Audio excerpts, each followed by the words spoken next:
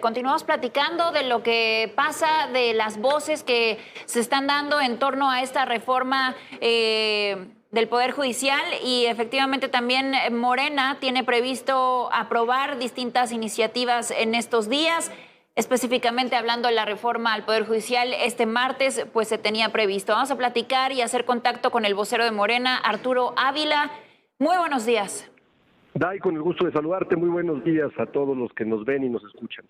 Arturo, ¿cómo estás? Muy buenos días, gracias por tomar la llamada. Arturo, ¿qué sabes con respecto a la sesión del día de hoy? Si es que se podría realizar o no, y qué plan tiene Morena específicamente para poder darle la vuelta a este tipo de bloqueos que seguramente estarán y se mantendrán en los próximos días para, de alguna manera, pues, intentar que se sesione en la Cámara de Diputados.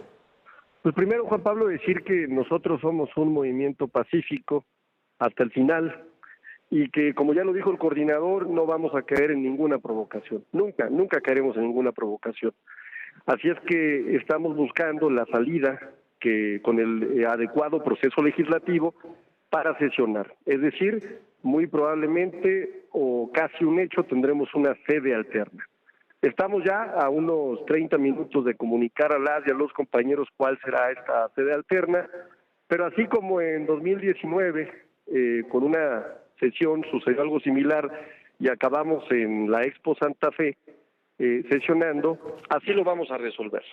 Vamos a responderle al pueblo de México que votó con una mayoría impresionante, más de 36 millones de mexicanas y mexicanos, que quieren un cambio en el Poder Judicial de la Federación. Hay resistencia, por supuesto, el poder económico siempre estuvo fuertemente cercano al Poder Judicial, pero llegó el momento de que el poder del pueblo sea el que sea cercano al Poder Judicial. Así es que le vamos a responder al país y no le vamos a fallar a las y a los mexicanos. ¿Qué pasa también con esta demanda de juicio político que interponen los diputados de Morena en contra de los jueces de distrito de Morelos, de Chiapas, que habían aprobado la suspensión a la reforma al Poder Judicial? No hay tal. Nosotros hubo ideas de algunos compañeros legisladores y al final de cuentas decidimos que nosotros no somos eso. Nosotros no estamos buscando castigar a nadie, simple y sencillamente el peso que merece esa, entre comillas, suspensión, porque es inexistente, ¿no? Miren, les voy a hacer una analogía muy sencilla. Es como si en una sentencia jurídica de un asunto de ustedes, de pronto un diputado federal pretendiera modificarla y notificarles que ha tomado la decisión de modificarla. Pues eso no se puede, no tendría ningún valor. Entonces, pues no vamos a acatar una decisión que no tiene valor, que no procede, pero tampoco vamos a caer en la provocación ni llevar a juicio político absolutamente a nadie, ni presentar denuncia penal. Fueron planteamientos que se hicieron, pero hemos tomado la decisión de no hacer. Lo más importante es, reitero, responderle al pueblo de México. Oye, Arturo, más allá de dónde puedan sesionar y dónde se vaya a hacer la votación, ¿cuáles eran los planes para el día de hoy, martes, día de sesión en la Cámara de Diputados con respecto a la votación del proyecto de reforma constitucional al Poder Judicial? ¿Era ya votarlo hoy mismo, permitir que se escucharan de alguna manera las voces de la oposición? Seguramente van a presentar reservas o algún tipo de estrategia para, no sé, comprar algún tipo de tiempo, pero ¿cuál es la planeación que tienen ustedes con respecto a la votación como tal ya de la reforma? Pues mira, seguir primero el debido proceso legislativo.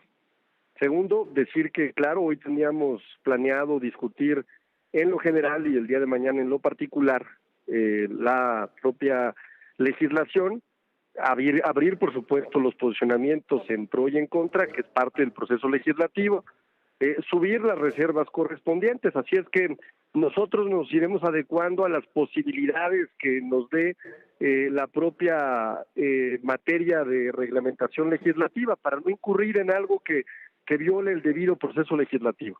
Lo que hoy les puedo adelantar es, hoy iniciaremos ya la discusión en lo general, haremos nuestros posicionamientos a favor, escucharemos con mucha atención los posicionamientos en contra, y si, bueno, nos da tiempo, quizás podamos seguir también con el análisis en lo particular y finalmente aprobar esta reforma judicial. Precisamente era una de las preocupaciones de la oposición, que esta nueva legislatura no había participado en las comisiones, no se había analizado a profundidad qué presentaba esta reforma al Poder Judicial. Entonces, nos estás diciendo que efectivamente ustedes tendrían planeado pues que todos los nuevos legisladores, quienes conforman la Cámara de Diputados en esta nueva legislatura, sí tuvieran oportunidad de hacerlo. No, no estoy diciendo eso. Lo que estoy diciendo es que haremos lo que nos permite la soberanía que nos da el poder legislativo. Somos un órgano soberano y podemos hacer muchas cosas. Lo que vamos a hacer es lo que esté siempre en la ley. Es decir, si nosotros podemos y los tiempos son adecuados, pues lo llevaremos a cabo. Si en la sede alterna, por ejemplo, no viene la oposición, que también es un escenario, pues no tendremos entonces posicionamientos en contra.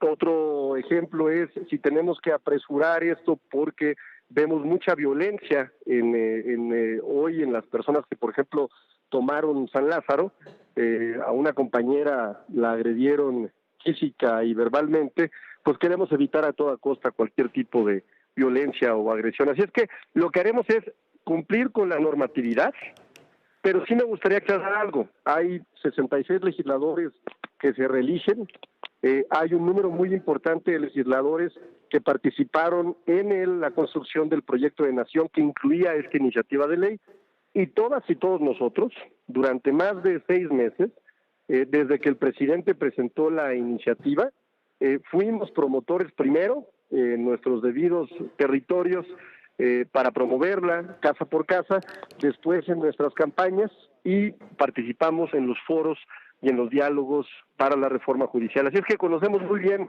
la ley, conocemos muy bien el dictamen, incluso hemos hecho algunas reservas que pueden mejorar la técnica legislativa y el lenguaje inclusivo, y no vamos a hacer nada sin responsabilidad. Conocemos bien lo que vamos a hacer. Lo que sí puedo reiterar es no le vamos a fallar a las millones y millones de mexicanas y de mexicanos que nos dieron su confianza. Oye, Arturo, y por último, agradeciendo mucho estos minutos, desde tu papel y tu función como diputado, pero también con el amplio conocimiento que tienes de los mercados internacionales, del empresariado, del emprendimiento, ¿qué opinión te merecen estas advertencias de las calificadoras, de las instituciones bancarias, de las instituciones y organismos también a nivel internacional que desinteresadamente dicen, a ver, eso atenta en contra de la división de poderes y atenta contra el Estado de Derecho, y por lo tanto las afectaciones a la inversión extranjera directa y a la estabilidad económica de México podrían estar en peligro? ¿Cómo están ustedes viendo estas advertencias y qué piensas tú en lo personal? Mira, no va a pasar nada. Yo personalmente tuve la oportunidad de estudiar Derecho Angloamericano en la Universidad de Texas en Austin. Mi trabajo en materia de Derecho Comparativo incluso fue reconocido por un exgobernador de Texas que después fue expresidente de Estados Unidos. Y conozco muy bien el derecho angloamericano. Y la verdad es que en Estados Unidos el tema de la elección de los jueces sucede en 43 de 50 estados.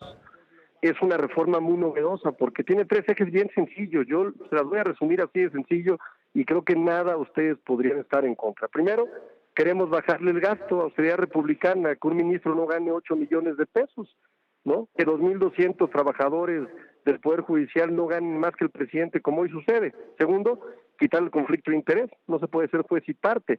Hoy el Consejo de la Judicatura recibe las quejas de los jueces, magistrados, y pues quien decide qué va a pasar o qué no va a pasar, pues el propio Consejo de la Judicatura. Y tercero, la elección, ¿no? La elección va a ser la misma. Es más, va a tener más requisitos. Ahora va a haber más candidatos. Los 3 poderes van a poder determinar quiénes participan. Habrá requisitos de elegibilidad y de idoneidad muy importantes. Y finalmente, con la votación que vamos a hacer, pues visibilizar a los jueces. Un ejemplo claro de por qué es importante visibilizarlo. Mira, hace unos años un juez liberó a un presunto violador de una pequeñita de 4 años porque la niña no supo la hora y el lugar del terrible suceso. Y entonces a mí me gustaría, como ciudadano común y corriente, saber quién es ese juez para no permitirle estar haciendo este tipo de atrocidades dentro del Poder Judicial. Es visibilizarlos. Así es que yo diría, serenos los mercados internacionales. Ustedes saben que yo, antes de ser diputado, presidía varias empresas, ya no, Sí. pero yo lo veo como algo que va a traer, al contrario, mucha mucha orden a la legalidad, va a reducir la impunidad y sobre todo va a acercar mucho más la justicia al pueblo de México. Bien, pues Arturo, te agradecemos la comunicación esta mañana, pendientes también del cambio de sede, si es que así se requiere para la sesión de este martes. Muchísimas gracias. Les agradezco mucho el espacio, Juan Pablo. Bye, saludos, que estén muy bien. Abrazo, gracias.